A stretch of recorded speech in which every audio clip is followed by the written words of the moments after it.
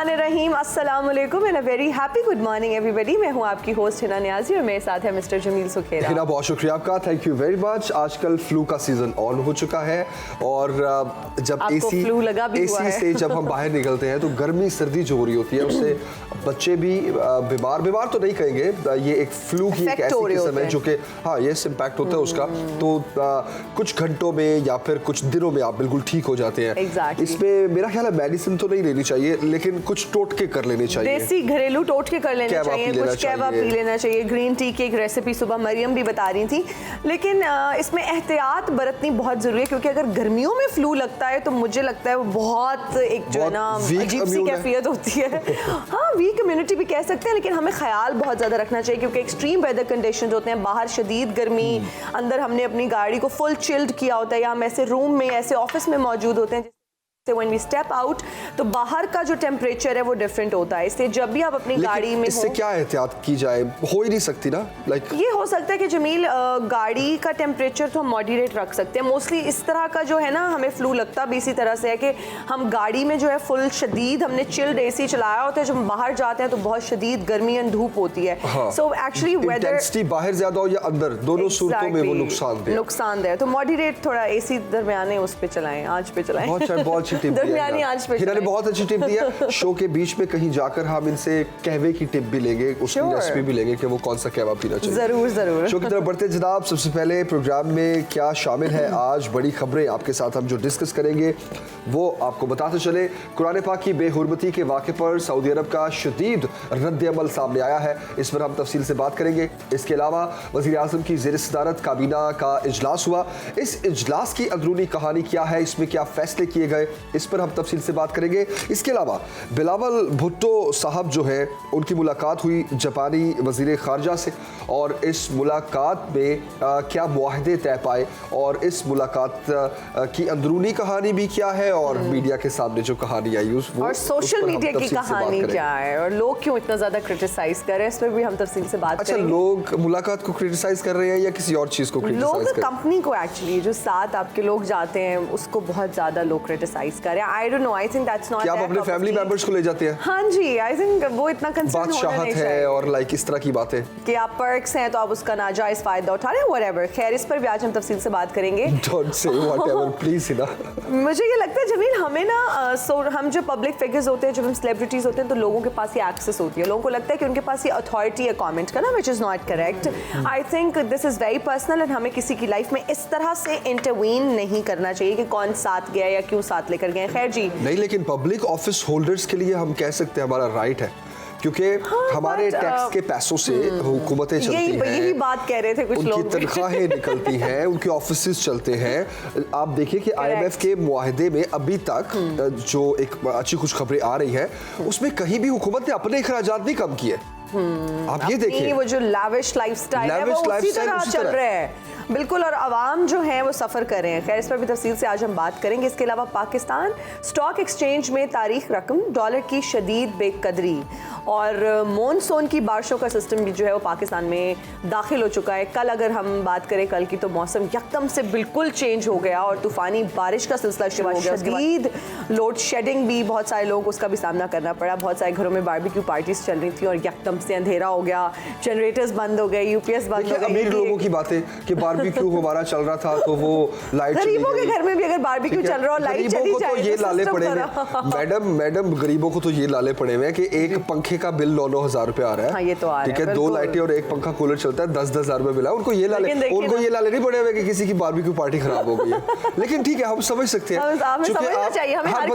हर बंदा अपने लेवल से बात करेगा ना। नहीं, ये बात सही है, बिल्कुल भी नहीं। मैं तो आवाम की आवाज हूँ, लेकिन मैं ये वैसे जेनेरिक बात कर रही हूँ। मेरा ख्याल है आपको आवाम की आवाज का गरीब आवाम की आवाज बनना चाहिए। गरीब आवाम की आवाज है भाई, हम गरीब आवाम की। तफसील से बात करेंगे इस सारे मामले पर जनाब। और स्टॉक एक्सचेंज पे हमें तेजी देखने को मिली, डॉलर की कदर में कमी भी हुई, लेकिन ओपन मार्केट में डॉलर दस्तयाब ही नहीं है। और इसमें कितनी सदाकत है कि कागज़ों में तो उसकी कीमत नीचे आ गई, लेकिन मार्केट में अभी भी अगर आप डॉलर लेने जाएं तो वो आपको महंगे दामों ही मिल रहा है। तो इस सारी सूरत हाल पे हम बात करेंगे, लेकिन जनाब सबसे पहले हम वज़ीर आज़म की ज़ेर सदारत होने वाले काबीना इजलास की बात करते हैं।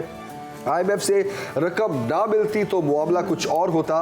वज़ीर आज़म साहब का इस मीटिंग में कहना था कि 9 माह के लिए मिलने वाली रकम आर्जी रिलीफ है और ये हमारे लिए लम्हा फ़ख्रिया नहीं बल्कि लम्हा फ़िक्रिया है। उन्होंने ये भी कहा कि अगले 15-20 साल अपने अपने दायरे में रहते हुए काम करेंगे और अल्लाह से दुआ है कि IMF से ही हमारी आखिरी डील हो। इस सारी सूरत हाल पर बात करने के लिए हमें सीनियर तज्ज़ियाकार रज़ा रोमी साहब ने ज्वाइन किया है और उनसे बात करते हैं। रज़ा रोमी साहब, बहुत शुक्रिया ज्वाइन करने के लिए।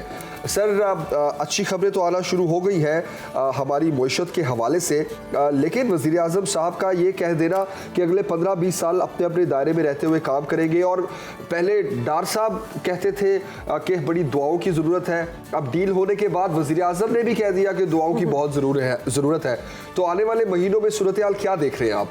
देखिए, आने वाले महीनों में कम से कम जो पहले खतरा था कि पाकिस्तान डिफॉल्ट कर जाएगा, वो खतरा अब कम हो चुका है, और बल्कि वो एक बहुत बड़ा मसला बनता अगर ये IMF की हमें बर वक्त असिस्टेंस ना मिलती है इस महीने में, तो फिर अनफॉर्चुनेटली पाकिस्तान की डिफ़ॉल्ट करता। और उसने आपने देखा होगा श्रीलंका में जो हुआ, अर्जेंटीना में हुआ, दुनिया के कई ममालिक में, क्योंकि देखिए हमारी मईशत जो है वो डिपेंडेंट है कुछ बहुत अहम इंपोर्ट्स के ऊपर, जैसे कि ये पेट्रोल है, डीजल है।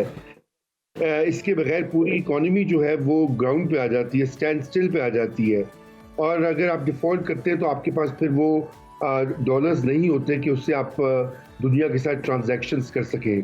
तो उस लिहाज से ये एक अच्छी चीज़ हुई है, लेकिन जैसे भी आपने कहा, ये अब ज़रूरी नहीं है कि इस डील से हर मसला हल हो गया। बहुत ज़्यादा इस्लाहात करने की ज़रूरत है। अभी आप लोग गरीब आवाम की बात कर रहे थे, अखराजात की बात कर रहे थे, तो ऐसे इस्लाहात हैं जो कि हुकूमतें नहीं लाती और उनकी अशद ज़रूरत है।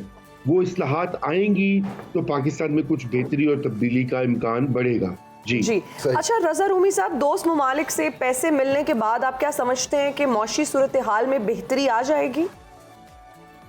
जी, दोस्त ममालिक, देखिए IMF के जो हमारे दोस्त ममालिक हैं, उन्होंने ये शर्त लगा रखी थी कि हम पाकिस्तान की मदद को आएंगे, लेकिन पहले आप IMF की से मायदा करें, क्योंकि IMF का मायदा ये होता है कि ये जो मुल्क है या रियासत है, ये कर्जे वापस देने की सलाहियत रखती है। इसमें एक डिसिप्लिन है, अपने अखराजात और अपने जो रेवेन्यूज़ हैं उनको सही तरह मैनेज कर रही है। तो सऊदी अरेबिया, UAE, कतर, इन सब ने ये कहा था। तो अब यही ऐन जो है, इंशाल्लाह यही उम्मीद है कि 12 जुलाई को IMF का बोर्ड जो है इसकी मंजूरी देगा, और उससे पहले या उसके फ़ौरन बाद जो है ये बाकी भी हमें मदद आना शुरू होगी। उससे हमारे फॉरेन एक्सचेंज रिजर्व्स ऊपर चले जाएंगे, यानी कि हम उससे जो खरीदारी है बाहर वो कर सकेंगे। बिल्कुल सही।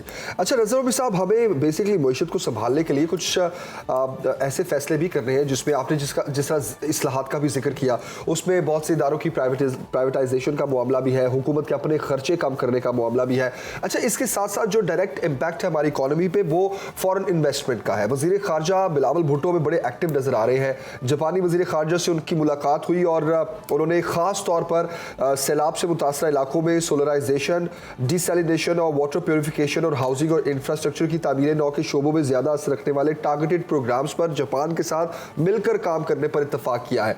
तो और फिर जापानी इदारे हैं, उनको सरमायाकारी और मुश्तरका मनसूबों पर भी उन्होंने ये कहा है कि हम पाकिस्तान के साथ मिलकर वो काम करें। आने वाले दिनों में इसका क्या इम्पैक्ट देख रहे हैं आप? वज़ीर ख़ारजा भी हमें बहुत एक्टिव नज़र आ रहे हैं। जी, देखिए वज़ीर ख़ारजा वाकई में बहुत एक्टिव हैं, और मैं समझता हूँ कि बहुत से लोगों का ख्याल था कि ये उनका पहला तजुर्बा है हुकूमत में, बिलावल भुट्टो का, लेकिन अभी तक उन्होंने बड़ी, जिसे कहते हैं, संजीदगी और मैच्योरिटी के साथ बहुत सारी पाकिस्तान की इंटरनेशनल फोरम्स पर नुमाइंदगी की है, चाहे वो वेस्टर्न वर्ल्ड हो या इंडिया भी आप गए, देखिए पाकिस्तान का उन्होंने मौक़िफ़ बड़ी सही तरह वहाँ पर उसको पेश किया। तो ये बिल्कुल होगा, लेकिन देखिए सिफारतकारी बिल्कुल मैटर करती है, और उन्होंने भी कोशिश की थी, जैसे शहबाज शरीफ ने कहा, IMF की डील के लिए भी, लेकिन अल्टीमेटली जो आपकी मईशत है वो आपके अंदरूनी जो हालात हैं उससे जुड़ी हुई है। सबसे बड़ा प्रॉब्लम पाकिस्तान में जो रहा है पिछले 1.25 साल से वो सियासी अदम इस्तेकाम है। यानी कि इतनी टर्बुलेंस, इतनी डिस्टर्बेंस थी कि उसमें ना तो सरमायाकार जो है वो सरमाया लगाते हैं, ना ही IMF जैसे इदारे वो देख रहे थे कि भाई पाकिस्तान में हो क्या रहा है।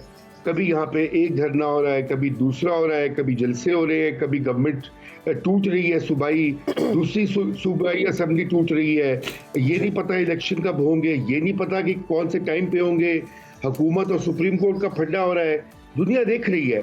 तो वो इन हालात में आपकी मईशत बैठ जाती है। जो आपने देखा कि इस साल पाकिस्तान की मईशत जो है वो तकरीबन 0.6 अशारिया रेट पे ग्रो की है पिछले एक साल में, जो कि 0 के बराबर है। पाकिस्तान की आबादी है 2-2.5% से बढ़ी है और आपकी जो शरह जो तरक्की है वो 0% है। तो इसका मतलब है हर पाकिस्तानी पिछले एक साल में गरीब हुआ है।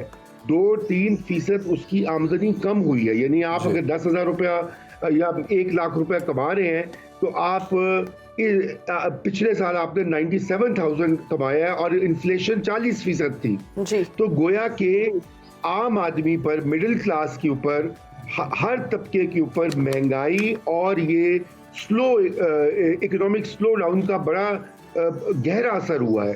तो सियासी इस्तेकाम बहुत जरूरी है। और अब मई 9 का जो ये वाकया, अफसोसनाक वाकया पेश आया, वाकयात बल्कि पेश आए, उसके बाद से एक बड़ी वाज़ेह जिसे कहते हैं एक लाइन आई है हमारी इस्टेब्लिशमेंट और रियासत की तरफ से। तो गालिबन वो भी लोग देख रहे हैं बाहर से कि शायद पाकिस्तान में अब कुछ स्टेबिलिटी आ रही है। जी जी। रज़ा रूमी साहब, वज़ीर ख़ारजा पर बहुत ज़्यादा तनकीद की जा रही है कि फैमिली मेंबर्स को लेकर वो साथ गए। आप क्या समझते हैं तनकीद किस हद तक दुरुस्त है? जी, ये बिल्कुल मैं समझता हूँ कि शुरू में तो ये लगा सबको कि वो सरकारी डेलीगेशन का हिस्सा थी आसिफा भुट्टो, लेकिन पाकिस्तान में ये चीज़ें सियासी जो है ना इस्तेमाल होती हैं। आसिफा भुट्टो जो है वो जब पहली गवर्नमेंट थी पीपल्स पार्टी की 2008 में, उस वक्त उसी ज़माने में वो बहुत यंग थी और पोलियो की सफ़ीर मुकर्रर हुई थी। एजाज़ी ओहदा होता है कि बच्चों को पोलियो के कतरे पहनाने के लिए, तो वो थ्रू आउट उसके ऊपर काम करती रही हैं। अभी भी वो एजाज़ी तौर के ऊपर पोलियो की जो है वो कैंपेन, एंटी पोलियो कैंपेन का हिस्सा है। वो उस कैपेसिटी में गई हैं और ये इतलात आई हैं कि वो अपने पर्सनल खर्चे पे गई हैं, तो उसमें क्या हर्ज है। सही। ये ऐसे ही ऐसी जो कहते हैं कि देखिए ना, नॉन इश्यूज होते हैं ये। हमारे यहाँ नॉन ऊपर चलते हैं, जो सही इश्यूज है वो बिल्कुल पीछे रह जाते हैं। सही सही, बिल्कुल सही। अच्छा, रज़ा रूमी साहब, नवाज शरीफ साहब कहते हैं कि आने वाला दौर हमारा है और इक़्तिदार में आकर पाकिस्तान से महंगाई ख़त्म कर देंगे। तो पहला सवाल तो फिर यही है नवाज शरीफ साहब से मुतालिक कि कब वापसी मुतवक्के है उनकी आपके ख्याल में? देखिए, नवाज शरीफ साहब की वापसी तो अब बहुत करीब आ रही है। अब वो कह रहे हैं कि शायद 14 अगस्त, पहले तो हम सुन रहे थे सितंबर में आएंगे, अब कह रहे थे 14 अगस्त को भी आ सकते हैं। बहरहाल इसी साल आने वाले महीनों में वो पाकिस्तान बिल्कुल आ जाएंगे, क्योंकि इलेक्शन की तरफ मुल्क जा रहा है। उनकी पार्टी की देखिए, उनकी पार्टी की काफ़ी पिटाई हुई। अब हमने महंगाई की बात की है, फेलिंग इकोनॉमी की बात की है, उसका सारा मलबा नून लीग पर आया है। वो बड़े अनपॉपुलर हुए हैं पिछले एक साल में हुकूमत लेकर, और लोग बहुत परेशान है। आपने देखा है कि आम आदमी और गरीब आदमी के तो कचूबर निकल गया है 40% महंगाई से। और ये तारीखी महंगाई है। हर चीज जो है, खाने पीने की अशिया देखिए ना, 100 रुपए की चाय की पानी आती है। आप मोटरवे पे सफर करें या 60 रुपए का, 80 रुपए का नान, अमीन कभी सुना नहीं था। तो या 8 रुपए का समोसा, अमीन कमाल की बातें हैं। तो बहरहाल ये इन सारी चीज़ों से बचने के लिए अगर नून लीग को इलेक्शन में जाना है तो नवाज शरीफ का आना ज़रूरी होगा, बिकॉज वो ही आकर अपने वोटर्स को मोबिलाइज कर सकेंगे और उनको समझा सकेंगे और आवाम को भी बता सकेंगे। और फिर वो एक सीनियर तजुर्बाकार सियासतदान है, उनको उनके साथ जो है उनको सिस्टम से बाहर किया गया था जबरदस्ती, और कोई भी चीज आप जबरदस्ती करें वो देर पा साबित नहीं होती। वो सही। वापसी एक अमल होता है कि वो पहिया घूम बिल्कुल, कर वहीं आ बिल्कुल। जाता है। अब पहिया घूम कर आ गया है।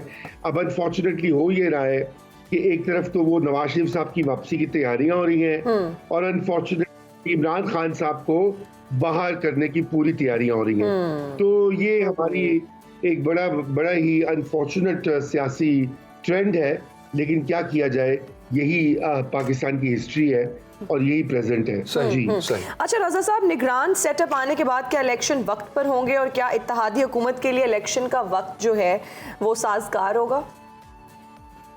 देखिए, इलेक्शन तो वक्त पे यही कहा जा रहा है कि इलेक्शंस या नवंबर में होंगे या मार्च तक आगे हो सकते हैं। बहुत सी वजूहात हैं, लेकिन उससे आगे नहीं होंगे और ये बिल्कुल इलेक्शन के बगैर स्टेबिलिटी नहीं आएगी। मैंने पहले आपसे अर्ज किया था मईशत के हवाले से कि वो बहुत ज़रूरी है,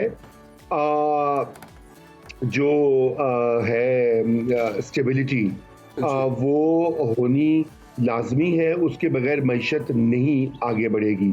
चुनाचे इलेक्शन लाजमी है और उसमें अपनी अब देखिए कि निगरान हुकूमत के ऊपर जो अभी सेंटर में तो बनेगी, अभी पंजाब और है उनके ऊपर ये बहुत भारी जिम्मेदारी होगी कि वो शफाफ गैर जानिबदाराना इंतखाबात करवाएं और किसी को ना वो मौका दें कि वो कोई उंगली उठाए। सही जी। अच्छा रजा रबी साहब, महंगाई की सूरत हाल आने वाले दिनों में क्या देख रहे हैं आप? क्योंकि IMF से मुआहदे के बाद हमारी स्टॉक एक्सचेंज से तो अच्छी खबरें आई कि स्टॉक एक्सचेंज में हमें तेज़ी देखने को मिली, डॉलर की बेकदरी भी हुई। आज भी कहा जा रहा है कि डॉलर की कदर में कमी हुई है और अभी 274 रुपये पर डॉलर आ चुका है।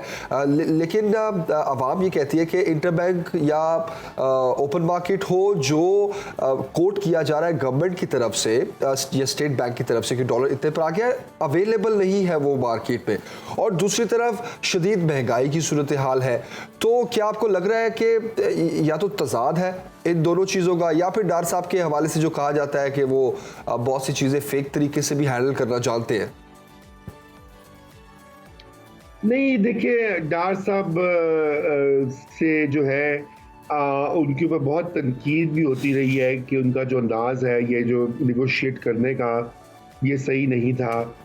अल्टीमेटली ये जो IMF की डील हुई है, वज़ीर आज़म की खुद ज़ाती मदाखलत उन्होंने की, उन्होंने हर जगह मुज़ाकरात किए IMF के साथ और जो पाकिस्तान के साथी दोस्त ममालिक हैं उनके साथ, ताकि IMF को थोड़ा राज़ी किया जा सके।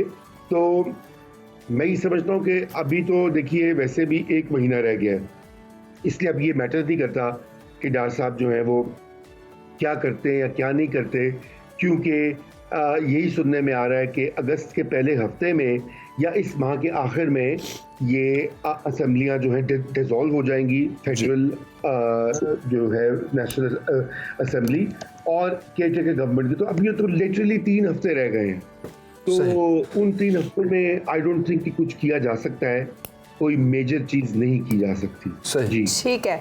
अच्छा रजा रूमी साहब, जहांगीर तरीन अपना सियासी टारगेट जो है वो अचीव कर लेंगे, आप क्या समझते हैं? क्योंकि उन्होंने लंदन से वापसी पर सियासी राब्ते भी तेज कर दिए हैं। देखिए, बिल्कुल वो राब्ते तेज कर रहे हैं, उनके साथ लोग भी आ गए हैं। वो एक छोटी पार्टी या प्रेशर ग्रुप के तौर पे तो उभर सकते हैं। मुझे नहीं लगता कि वो कोई बहुत बड़ी कामयाबी उनको कोई मिलेगी कि वो इस्तेकाम में पाकिस्तान पार्टी जो है वो बिल्कुल ही हुकूमत बना ले। हाँ, उनको कुछ सीट जरूर मिलेंगी और वो एक प्लेयर बन के उभरेंगे पार्लियामेंट में और अगली कोलिशन जो होगी गालिबन उसका हिस्सा भी होंगे। लेकिन अभी तक उनको वो सपोर्ट नहीं मिली जिसकी, क्योंकि देखिए ये जो हमारी सियासत होती है ये इलेक्टेबल्स के सर पे चलती है, यानी कि वो लोग जो इलेक्शन जीत सकें, जिनकी अपनी जाती हल्के में वोट हो, पावर हो, इन्फ्लुएंस हो, मकबूलियत हो, तो उन इस तरह के लोग कम हैं, बाकी लोग ज्यादा है, जो इधर उधर से फवाद चौधरी टाइप लोग जो कि पार्टी के वोट के ऊपर जीतेंगे अगर वो खड़े होंगे इलेक्शन में। तो इसलिए अभी तो मुझे उसका कोई ज्यादा फ्यूचर नहीं लग रहा। सही, ठीक है। रज़ा नबी साहब, बहुत शुक्रिया हमें ज्वाइन करने के लिए। और आपका तज्जिया ये कहता है कि आने वाले दिनों में हालात मज़ीद बेहतर होने की उम्मीद है, लेकिन हमारा कंसर्न सिर्फ महंगाई है, क्योंकि आम आदमी का इसला महंगाई है। जहाँ एक तरफ महंगाई ने आवाम की कमर तोड़ दी है, वहीं इतनी सख्त गर्मी के मौसम में लोड शेडिंग का सिलसिला भी जारी है। तो लोड शेडिंग क्यों हो रही है जनाब? हमारे मुल्क में जो फ्यूल है उसकी तो किल्लत नहीं है, हमें रशिया से भी सप्लाई मिल चुकी है, लेकिन इसके बावजूद लोड शेडिंग की वजह क्या है? बुहरान है वो शिद्दत इख्तियार करता जा रहा है। 16 घंटे की लोड शेडिंग हो रही है ना, और अनअनाउंस्ड बिल्कुल कहा जा रहा है कि 5000 मेगावाट का शॉर्टफॉल है। तो शॉर्टफॉल क्यों है, क्या वजह है इसकी? खैर, इस पर भी हम बात करेंगे। अभी एक ब्रेक लेते हैं, ब्रेक के बाद हाजिर होंगे। देखते रहिए सुनो पाकिस्तान। वेलकम बैक जनाब। IMF डील के असरात पर बात करेंगे। स्टॉक मार्केट में तेजी के बाद डॉलर भी सस्ता हो गया। पाकिस्तान स्टॉक एक्सचेंज में तारीख रकम हुई IMF शराइत के बाद, लेकिन गैस 50% और बिजली 4 रुपए फी यूनिट महंगी हो गई। और IMF मुआहदे से सरमाकारों और कारोबारी बरादरी का एतमाद बहाल हुआ है। वज़ीर आज़म जो है उनका ऐसा कहना है, और ज़राअत, IT और सनत समेत दीगर शोबों में तरक्की का सफ़र तेज़ होगा, वज़ीर आज़म साहब ने ये भी कहा। और इसके अलावा अगर देखा जाए डॉलर की कदर में जो कमी का सिलसिला है वो अब भी जारी है। आज भी खबरें अच्छी आ रही हैं स्टॉक मार्केट से भी और डॉलर की कदर के हवाले से भी। इसी पे बात करते हैं। माहिर मईशत फ़ारूक सलीम साहब इस वक्त हमें ज्वाइन कर चुके हैं। फ़ारूक साहब, बहुत शुक्रिया ज्वाइन करने के लिए सर। Good morning. सबसे पहला सवाल तो यही पूछना चाहूँगा कि IMF मुआहदे के साथ ही ना सिर्फ स्टॉक एक्सचेंज में गैर मामूली इजाफा हुआ, बल्कि डॉलर भी सस्ता हो गया। क्या हमारी मईशत बेहतर होने जा रही है? देखिए, इसमें सबसे बड़ी खबर है वो ये है कि डिफॉल्ट का खतरा 9 महीने के लिए का ये है। इसके अलावा अगर हकीकत ये है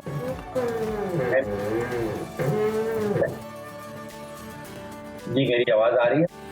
जी हम सुन रहे हैं फ़ारूक साहब जी। 2019 वायदा किया था करने में हम 9th रिव्यू पूरा नहीं आए। फिर इसको 3 अरब डॉलर का काफी कर्जा है, कोई बर्फी है ये कर्जा हमने, तो हमें ब्रीथ हम कहते हैं कि सांस लेने की जगह मिल गई। तो खबर इसमें यही है कि डिफॉल्ट बच गया, सांस लेने की हमें एक जगह मिल गई है। लेकिन जो बोझ है आम पाकिस्तानी के ऊपर, और जैसे आप अपने में पढ़ रहे हैं, 8.25 रुपए का बिजली का फी जो हमारा है इवेंचुअली 8.25 रुपए फी यूनिट का रेट पड़ना है। जो टैक्स है पेट्रोल के ऊपर करना है, $2.22 है। जो गैस का रेट है वो आपने जैसे बताया कि 50% बढ़ना है। तो आमों के ऊपर जो है वो बोझ मजीद पड़ेगा। डिफॉल्ट का खतरा टल गया है। ये दोनों हक़ाइक़ सामने रखिए।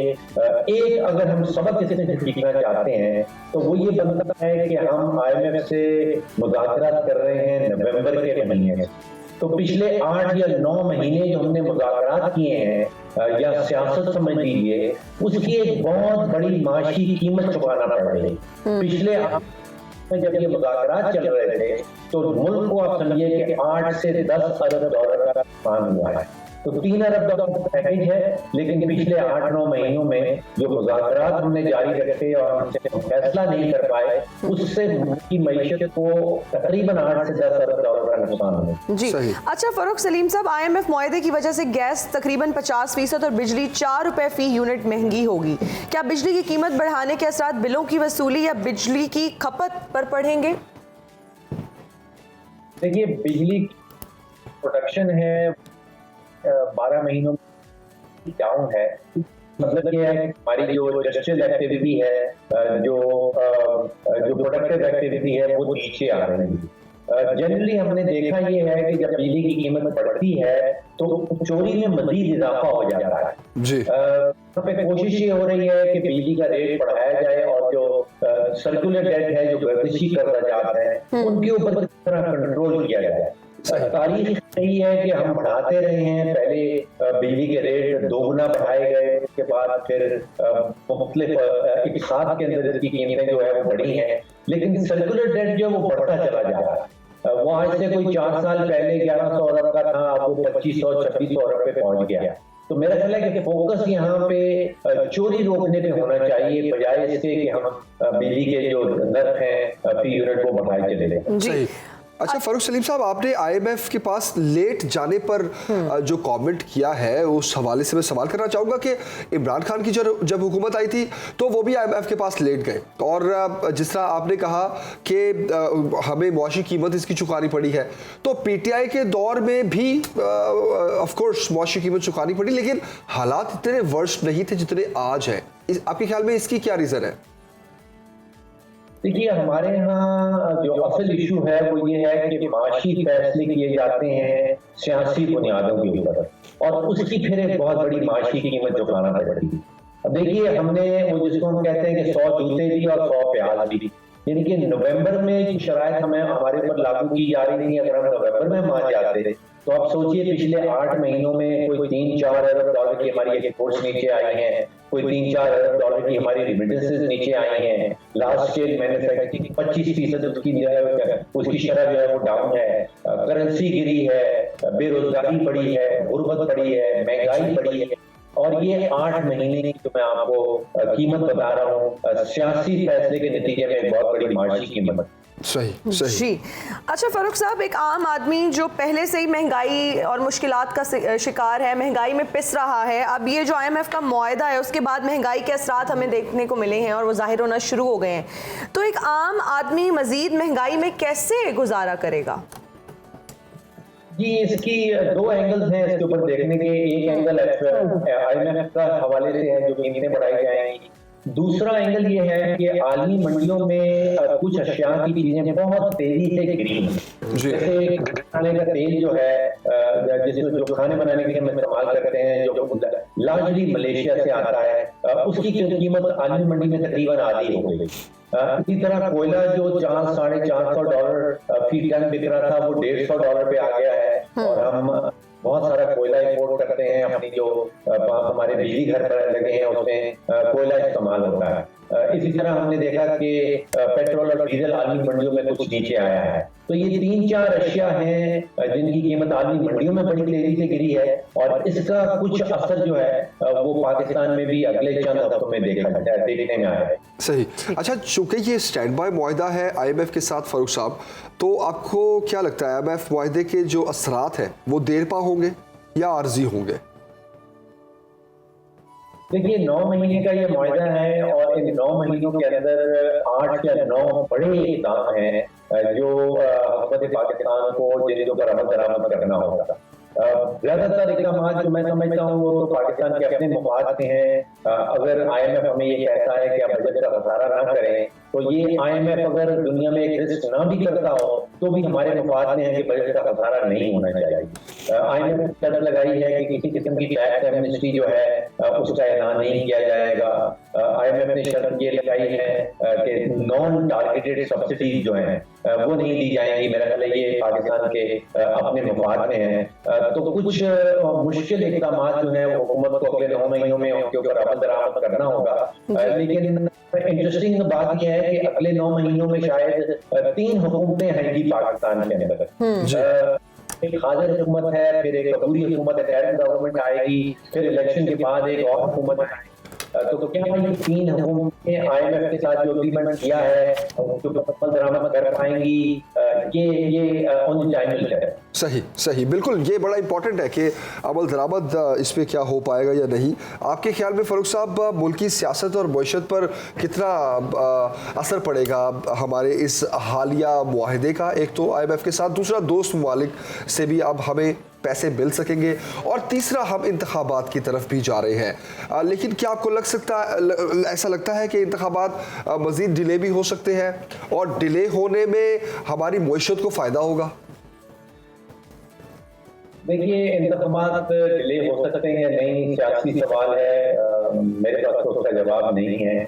लेकिन जहां तक सियासी अदम इस्तेहकाम का ताल्लुक है, वहां पे आप देखिए कि ये पाकिस्तान की बड़ी जमात थी, उसने शायद ये फैसला कर रखा था कि अगर पाकिस्तान में इंतशार फैलता है तो उसके सियासी मुफाद में होगा। ये पीटीआई ने फैसला कर रखा था। 9 मई के बाद मुझे महसूस ये हो रहा है कि पीटीआई की जो इंतशार फैलाने की काबिलियत थी, जो कैपेसिटी थी, वो तकरीबन खत्म हो गई। तो एक वो जो हम कहते हैं कि बहुत जरूरी शर्त है माशी इस्तेहकाम के पीछे, वो सियासी इस्तेहकाम है। सियासी इस्तेहकाम जो है वो मुझे लग रहा है कि बेहतरी की तरफ जा रहा है, यानी कि अदम इस्तेहकाम में कमी आ रही है और दर्जा हरारत जो है, जो सियासी जो बहुत पिछले 14 महीने में हमने देखा कि बहुत बढ़ गया था, इंतशार फैलाया जा रहा था, उसमें खातिर खा कमी आई। सही।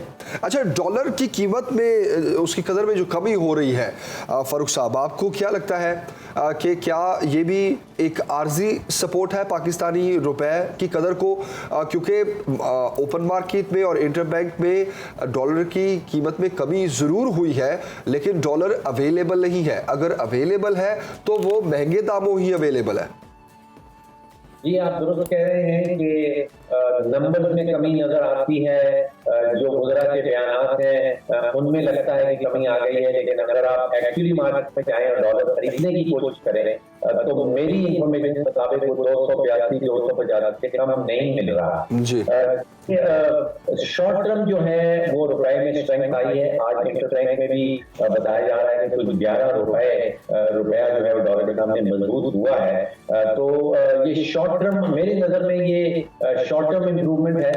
लॉन्ग टर्म इम्प्रूवमेंट या मीडियम टर्म इम्प्रूवमेंट उस वक्त तक नहीं आ सकती जब तक हमारा जो एक्सपोर्ट और इम्पोर्ट का जो फर्क है, यानी कि हम 70-75 डॉलर की इम्पोर्ट कर लेते हैं और एक्सपोर्ट की 70 से नहीं बढ़ पाती, जब तक वो सिचुएशन रहेगी तो रुपए के ऊपर जो कमजोरी है, रुपए के ऊपर जो बोझ है, रुपए के ऊपर जो वो जारी रहेगी।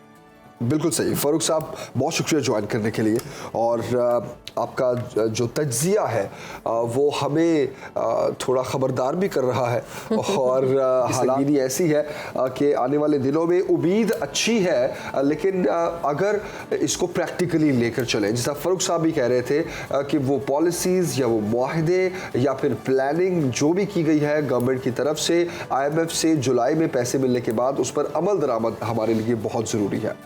अभी एक ब्रेक लेते हैं जनाब, ब्रेक के बाद हाजिर हो गए।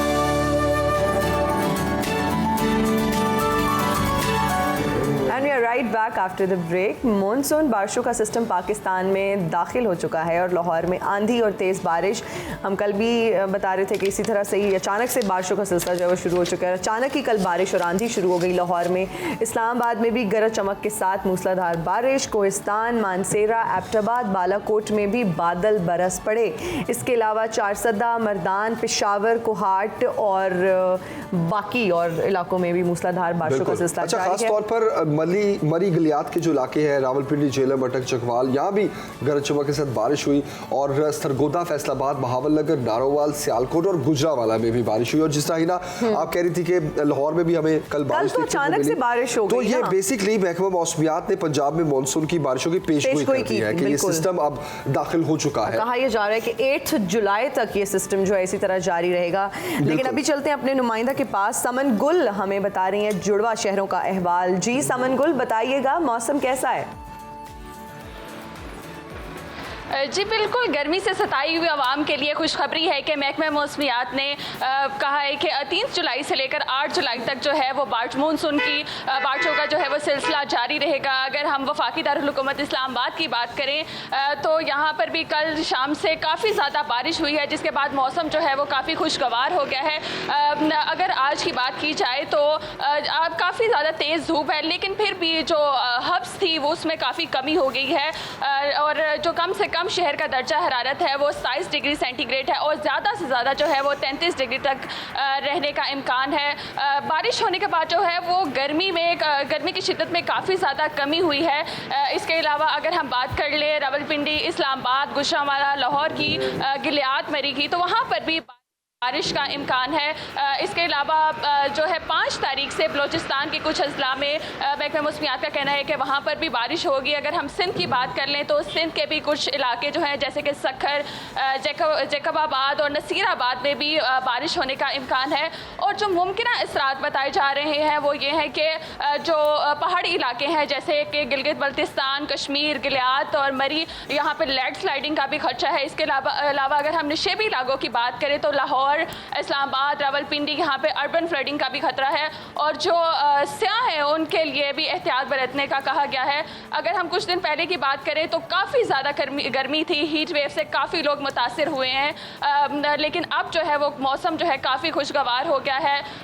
जो हवा में जो नमी का तनासिब था वो भी बहुत कम हो गया है। मौसम जो है कल शाम से जो है वो काफ़ी ज़्यादा ठीक है। जी सही। अच्छा समन गुल, आपने जिस तरह बड़ी तफसील के साथ बताया कि कौन कौन से इलाकों में बारिश हो सकती है, लैंडस्लाइडिंग का भी खदशा है, अब फ्लडिंग का भी खदशा है, तो मैं जानना चाहूँगा कि बारिशों के नुकसान से बचने के लिए क्या लाहेमल इख्तियार किया जा रहा है फिर गवर्नमेंट की जानिब से?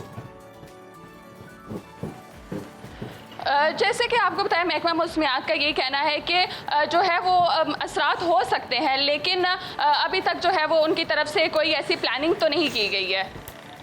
अच्छा, प्लानिंग नहीं की गई। महकमा मौसमियात का क्या कहना है, कब तक ये सिलसिला जारी रहेगा, किस नौयत की बारिशें होंगी और कौन कौन से इलाके ज्यादा मुतासिर हो सकते हैं?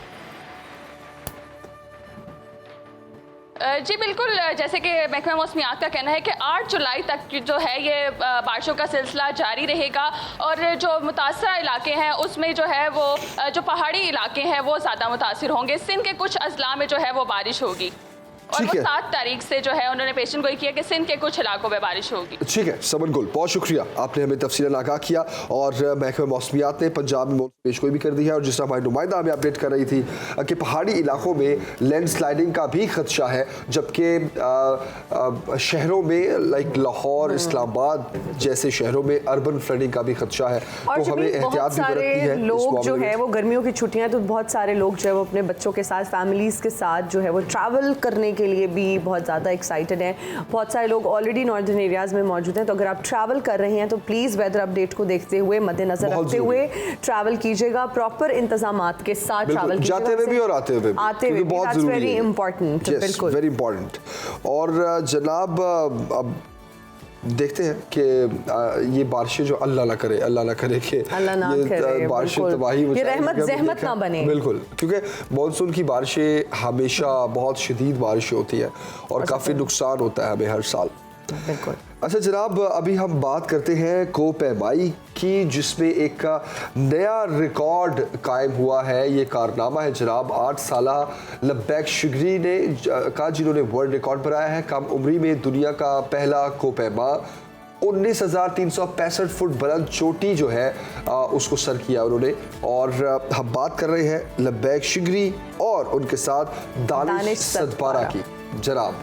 और लब्बैक शिगरी जो है और उनके साथ जो दानिश सदपारा है, इतनी कम उम्री में किस तरह से उन्होंने ये इस टारगेट को अचीव किया, क्योंकि कोपेमाई बहुत मुश्किल और एक बहुत डेंजरस शॉक है। और इस वक्त ये दोनों बच्चे हमारे साथ, घर वालों ने इजाजत कैसे दे दी? इस वक्त दोनों बच्चे हमारे साथ सुनो पाकिस्तान में उन्होंने हमें ज्वाइन किया है। Thank you so much for joining us in सुनो पाकिस्तान।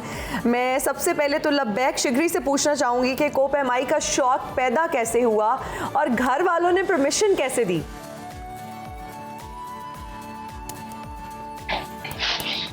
मुझे जब भी आपको क्लाइंब करता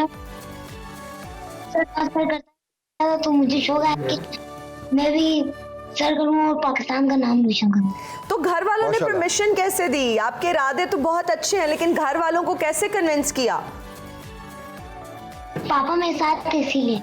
अच्छा, पापा साथ थे। ओके। अब भाई दिल जिगरे वाले पापा हैं जो बच्चों को साथ लेकर गए हैं। तो इस कामयाबी का क्रेडिट किसको देंगे आप? इस कामयाबी का क्रेडिट किसको? पापा को देंगे। जबरदस्त। अच्छा, आपने 8 साल की उम्र में ये रिकॉर्ड बनाया है, किस तरह, आप कैसा महसूस करते हैं? क्या फीलिंग्स हैं आपकी? मेरा बहुत अच्छा फील हो रहा है। अच्छा, मैंने की बुलंदी पर पाकिस्तान का नाम रोशन किया। अरे वाह वाह वाह। माशाल्लाह। तो दानिश से थोड़ी बात भी करते हैं। जानना चाहेंगे। दानिश से पूछे ऊपर मौसम कैसा था? हाँ जी दानिश, आप कैसा महसूस कर रहे हैं और आपको परमिशन कैसे मिली घर वालों से? जी अस्सलाम वालेकुम। मुझे बहुत अच्छा लगा कि वहाँ का मौसम भी बहुत प्यारा सा था और वहाँ पे थोड़ा थोड़ा मतलब मौसम हल्का हल्का खराब होने लगा, इसलिए हमने थोड़ा जल्दी सिमट करके वापस लौटे और वापसी पे मौसम का हालत बहुत अच्छा था। अच्छा दानिश, बहुत मुश्किल शौक है कोपेमाई, तो डर नहीं लगता आप दोनों को? नहीं, हमें डेंजरस रास्तों पे चलना बहुत पसंद है क्योंकि हमारे वालिद साहब और हमारे परदादा इसी शोबे पे कदम रखा है उन्होंने और इसी डेंजरस रास्तों से वो लोग चलते हैं। हाँ बिल्कुल, क्योंकि ये जो दानिश सदपारा है ये हसन सदपारा के भतीजे हैं। बिल्कुल। तो ये जो फैमिली है ये बड़ी डेयरिंग फैमिली है और इन्होंने माशाल्लाह बड़े रिकॉर्ड्स अपने नाम किए हैं। बिल्कुल। तो आगे फ्यूचर प्लान्स क्या हैं आपके? लब्बैक शिगरी, आप बताइए फ्यूचर प्लान्स क्या हैं? इंशाल्लाह मैं इसी साल या अगले साल में स्पार्टिक सर करूंगा। अरे वाह, इंशाल्लाह। पढ़ाई भी करते हैं क्या? किस क्लास में हैं आप? मैं 3 क्लास में। तो मार्क्स कैसे आते हैं, कैसे ग्रेड्स आते हैं? मेरे अच्छे आते हैं। तो स्टूडेंट्स सारे अब तो दोस्त इम्प्रेस हो चुके होंगे कि भाई लब्बैक ने इतनी छोटी उम्र में इतना बड़ा कारनामा सर कर दिखाया। यस। और दानिश आप किस क्लास में हो? पढ़ाई चल रही है? 7th क्लास में। 7th क्लास में। माशाल्लाह देखिए 7th क्लास का बच्चा, 3 क्लास का बच्चा इतने बड़े बड़े रिकॉर्ड्स अपने नाम कर रहा है। हमें भी कुछ करना चाहिए पाकिस्तान के लिए आप भी बड़ा पाकिस्तान का नाम रोशन कर रही है ना। आप ऐसे ना करें, आप भी बड़े बड़े काम कर रही है। आप इस छोटे से टाइम स्पैन में जो ऑन एयर मिलता है हमें 2 घंटे का, इसमें बड़े बड़े आप काम कर रहे हैं। अच्छा दानिश, मुझे ये बताओ कि ग्रेड्स कैसे आपके आते हैं? How do you manage your time? साथ साथ ये शौक भी है, फिर पढ़ाई भी है, तो बैलेंस किस तरह से करते हो? जी हम कुछ दिन मतलब हम माउंटेनियरिंग के शोबे पे कदम रखते हैं, फिर उसके बाद हम अपनी पढ़ाई पे ध्यान रखते हैं और इसी तरह हमारा ये सिलसिला आगे जारी रहेगा इंशाल्लाह। Wonderful wonderful. ग्रेड्स क्या आते हैं आपके दोनों के पढ़ाई में? मेरा तो 90% है। अरे वाह वाह, जबरदस्त, इम्प्रेसिव। तो जो लोग कोपेमाई की तरफ आना चाहते हैं उनको मैसेज क्या देना चाहोगे? जी हम उनको ये मैसेज देना चाहेंगे कि पहाड़ों में हमारा हौसला बुलंद रखना चाहिए और हमें वहाँ पे डरना नहीं चाहिए क्योंकि हम ये मैसेज देना चाहते हैं कि हमारे मुल्क के बच्चों और बड़ों के लिए कभी भी पहाड़ों पे अपना हौसला ना हारे और हौसला को जिंदा रखे कर सकते। जबरदस्त। पहाड़ों जैसे बुलंद हौसले हैं आपके। अल्लाह ताला आपको मजीद कामयाबियां दे आपकी पढ़ाई में भी और आपके जो भी फ्यूचर प्लान्स हैं उनमें भी। लब्बैक शिगरी, दानिश सदपारा, आप दोनों का बहुत शुक्रिया। पाकिस्तान का फख्र है आप, माशाल्लाह इतना बड़ा रिकॉर्ड आपने अपने नाम किया है और इस कामयाबी को जो है वो आप सेलिब्रेट भी कर रहे हैं और पढ़ाई भी जारी है, साथ ऐसा शौक भी जारी है। और वैसे हिना को भी कोपेमाई का बहुत शौक है। इन्होंने अक्सर बातों बातों में बताया है पाकिस्तान के ये जो सयाहती मकामात है, पहाड़ी इलाके हैं। अभी तो शायद एक खबर भी मैं कल ही पढ़ रहा था, एक खबर कि एक खातून है फॉरेनर जिन्होंने पाकिस्तान में रहने का फैसला कर लिया है। वो यहाँ की हॉस्पिटैलिटी से बहुत मुतासिर हुई है और हमारे जो नॉर्दर्न एरियाज है वो कहते हैं मैंने बाकी की सारी जिंदगी यही गुजारनी है। अरे वाह, बिल्कुल आप सही कह रहे हैं। पाकिस्तान की अगर हम हॉस्पिटैलिटी की बात करें तो दैट इज अनमैच्ड। और यहाँ पर हम लेंगे एक ब्रेक, हाजिर होंगे ब्रेक के बाद। देखते रहिए सुनो पाकिस्तान, सुबह की हर बात।